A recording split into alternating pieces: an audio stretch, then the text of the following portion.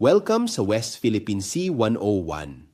Sa sharing ito, binabalikan natin ang mga salitang madalas gamitin sa balita at debate. Ngunit dapat unawain ng malinaw. Ano ang Exclusive Economic Zone o EEZ ayon sa ating batas?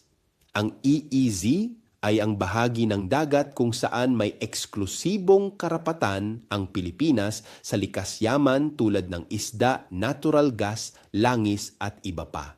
Hindi ito simpleng espasyo sa mapa. Ito ay pinagkukunan ng kabuhayan ng mga mangingisda at potensyal na yaman para sa susunod na henerasyon. Sa ilalim ng Philippine Maritime Zones Act, malinaw na kabilang sa EEZ ng Pilipinas ang malalaking bahagi ng West Philippine Sea. Kaya mali ang sabihing pare-pareho lang ang may karapatan diyan.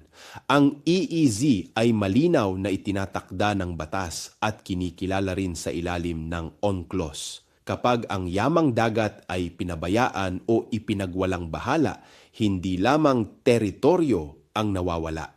Kabuhayan at kinabukasan ng bayan ang nakataya. Ang West Philippine Sea ay hindi lamang usapin ng mapa, kundi usapin ng yaman at dignidad ng bansa. Ako si Bishop Tonyo at kasama mo ako sa patuloy na paglinaw at pagtatanggol sa karapatan ng bayan.